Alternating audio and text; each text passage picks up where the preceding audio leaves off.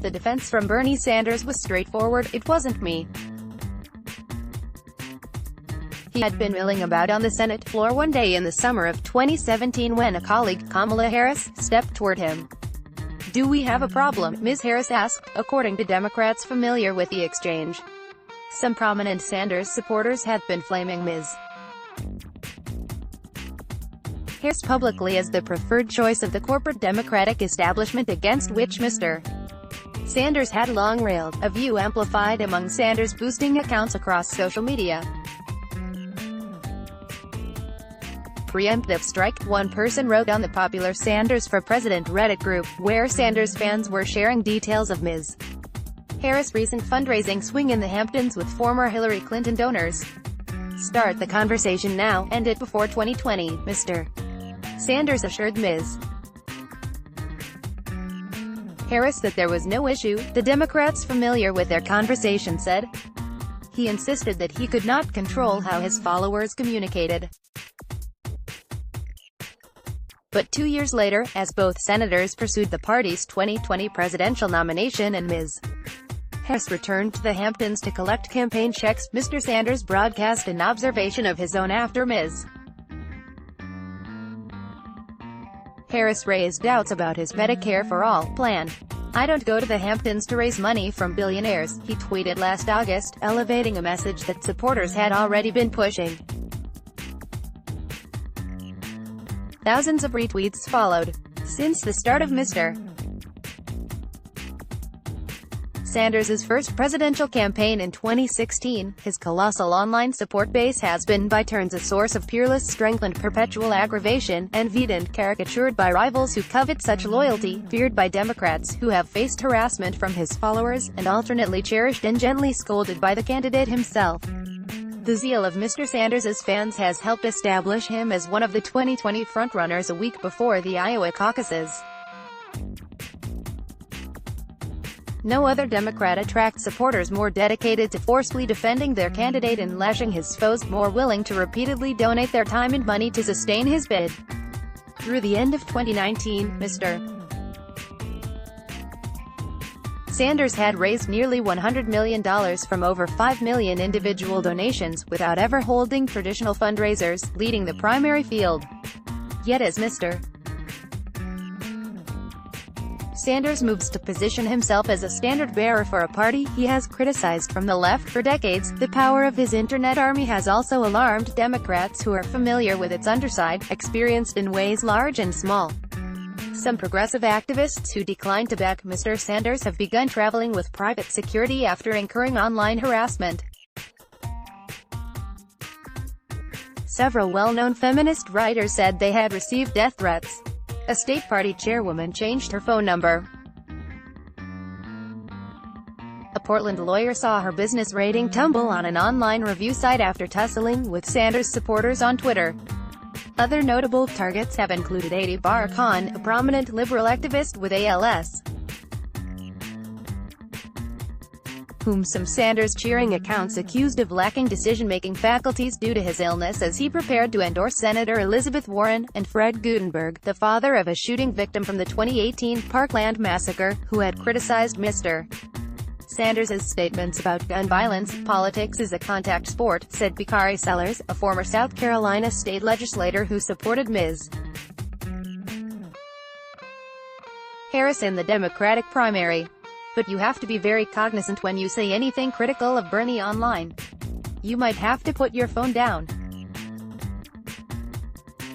There's going to be a blowback, and it could be sexist, racist and vile." In recent days, he said, one man sent a profanity-filled private message on Instagram, calling Mr.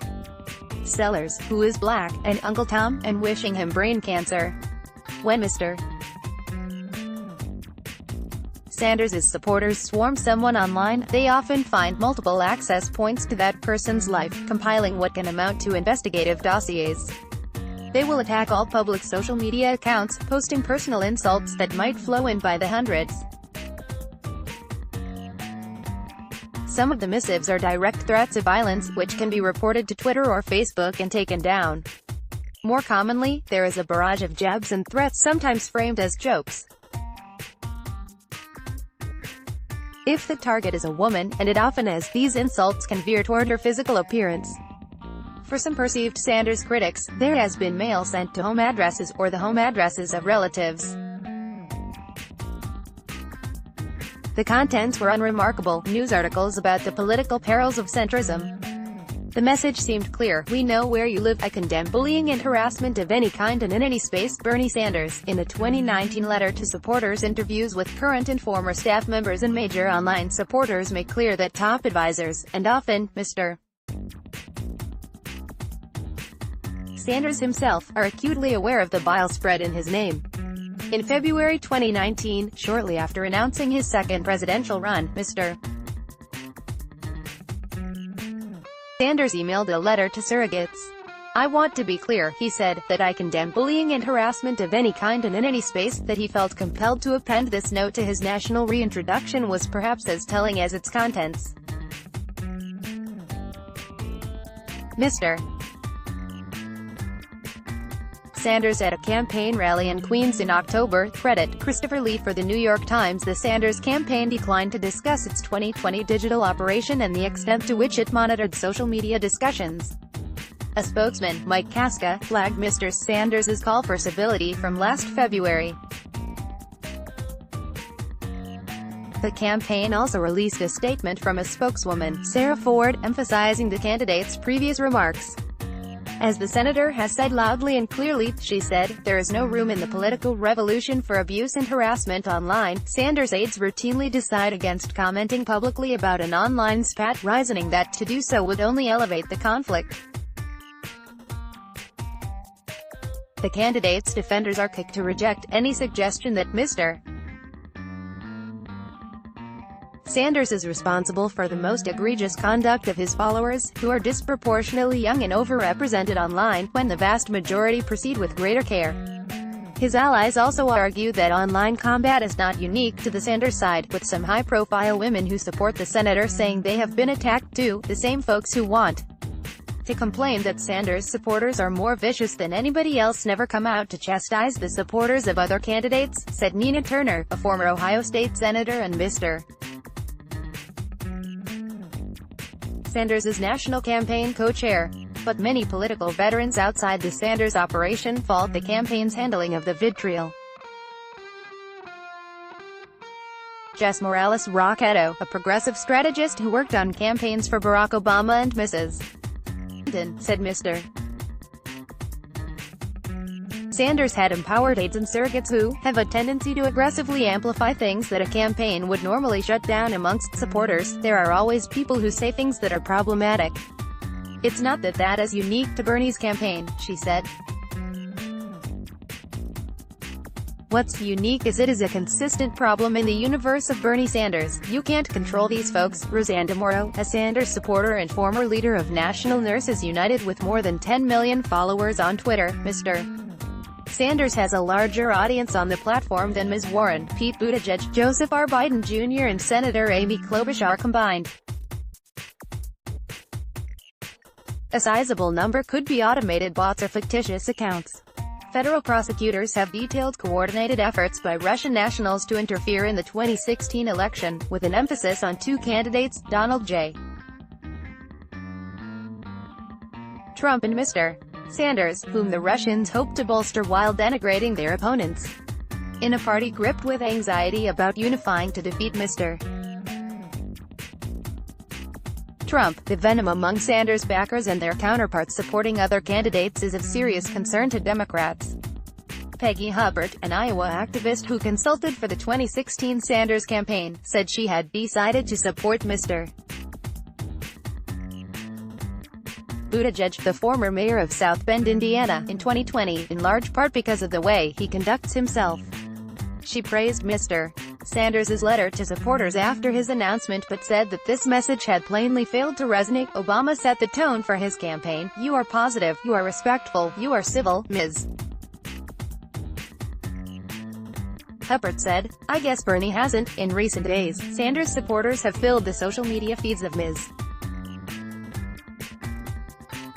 Warren and her allies with snakes, emojis, GIFs, doctored photographs, following the candidates' quarrel over whether Mr. Sanders had told Ms. Warren privately in 2018 that a woman could not win the presidency. And last week, Mrs. Clinton resurfaced to revisit old wounds, telling The Hollywood Reporter that Mr. Sanders was to blame for permitting and very much supporting a toxic campaign culture. For many of Mr. Sanders' admirers, the interview only reinforced a conviction that traditional Democratic forces wish him political harm. So why, they asked, should he be expected to stifle his most potent megaphone? You can't control these folks, Roseanne DeMoro, a vocal Sanders supporter and former leader of National Nurses United, said of his online bass.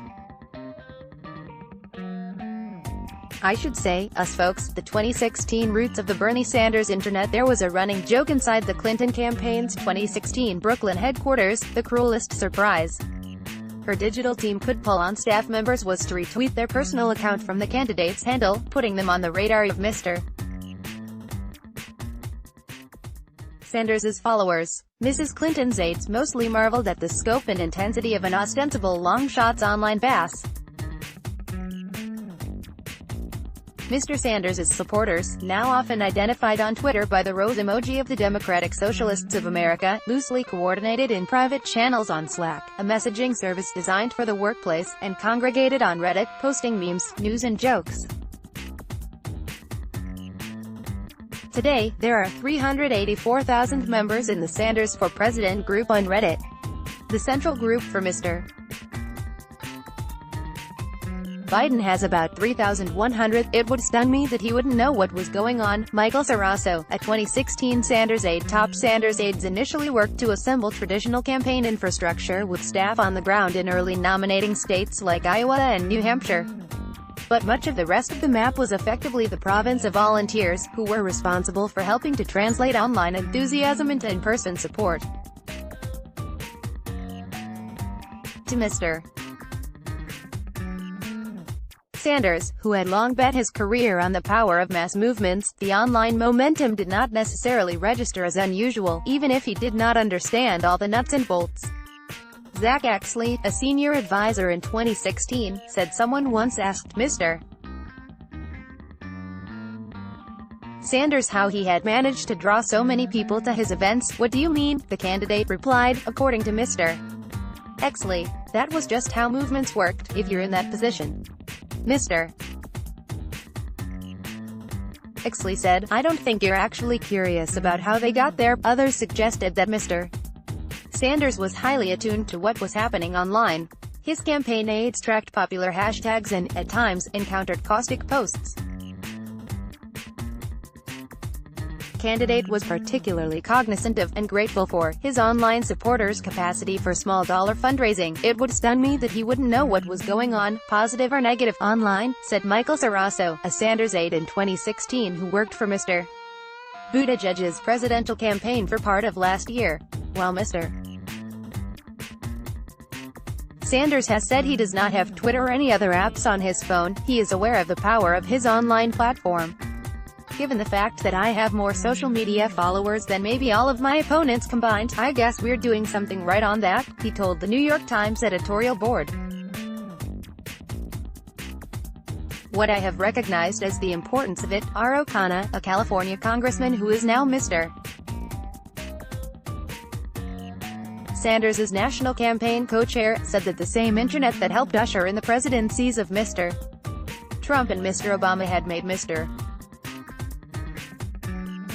Sanders an unlikely juggernaut. "If it weren't for social media, if it weren't for the use of email, Bernie Sanders would never have been a major contender," he said.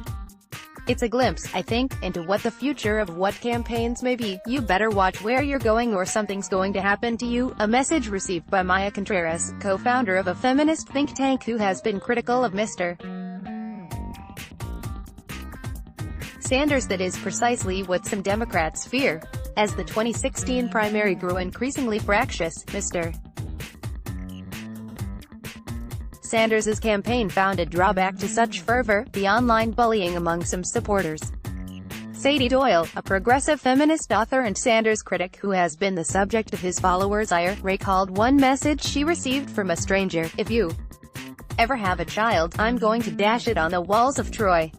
She said her husband asked her not to attend protests alone while pregnant. Maya Contreras, a graduate student and co-founder of a feminist think tank who has criticized Mr. Sanders on Twitter, recalled a deluge in the lead-up to the 2016 election.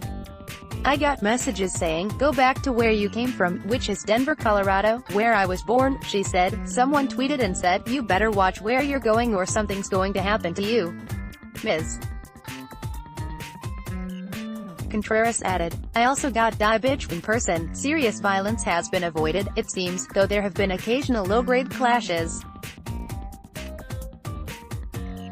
A May 2016 fight over delegates in Nevada included reports of thrown chairs, which some Sanders supporters dispute, and threats against the state party chairwoman, Roberta Lang, who changed her phone number after receiving a torrent of menacing messages about her, her grandchild and other relatives. Former Senator Barbara Boxer of California, a Clinton supporter who had been at the Nevada convention, said she worried for her safety after being booed off stage. "After the incident, Bernie and I talked on the phone, and he said, 'I can't believe that, my supporters would never do that,'" Ms. Boxer recalled. "I said, 'Well, you ought to get to the bottom of it, Bernie,'" she said. Mr. Sanders responded, "Those cannot be my people." By early 2016, the behavior of Mr. Sanders' online supporters, shorthanded in the media as Bernie Bros, had become a stubborn trope, diagnosed as a political problem at the highest levels of the senator's campaign, even as aides largely blamed Mrs. Clinton's operation for overblowing it. At times in public, Mr. Sanders tried to disclaim unseemly conduct. "I don't want that crap," he said in February 2016, but he and his senior team also nursed a sharp sense of grievance. Jeff Weaver, a top Sanders strategist, played down the gravity of the Nevada unrest, telling CNN afterward that, "No one had a right to feel threatened. What happens," he said, "is that when you rig the process and you get an angry crowd, you know, they're not used to that." How 2020 built on what 2016 created. When the story broke this month detailing the private conversation between Mr. Sanders and Ms. Warren about female electability, Sanders surrogates received a message from the campaign, advising them against going out of their way to engage with it publicly. But later that day, Mr. Sanders' campaign manager, Faiz Shakir, told CNN that whoever had pushed the Warren story was lying. Sean King, a civil rights activist and prominent Sanders supporter with more than 1 million Twitter followers, said he saw an opportunity. Among other widely circulated tweets, Mr. King wrote that he had spoken to Warren campaign staff members who reported that she routinely embellishes stories. He alleged that the Warren campaign and its allies leaked this attack against Bernie to the press for political gain. Eventually, Ms. Turner, the campaign co-chair, got in touch. "She called me and said, 'Sean, just let up on it,'" he said. He did, to an extent. But by then, much of the Sanders-aligned internet was about to begin tweeting snakes at Ms. Warren and her supporters en masse. In that instance and more than a handful of others over the past year, the campaign has publicly distanced itself from the rancor. Mr. Sanders' wife Jane called for unity as the Warren squabble persisted. Mr. Sanders weighed in when some followers scorched Mr. Barkan, the activist with ALS, after his endorsement of Ms. Warren. "Bernie and all of his staff and surrogates were incredibly gracious and kind when I made the difficult decision to endorse one of my heroes over the other," Mr. Barkan said in a statement.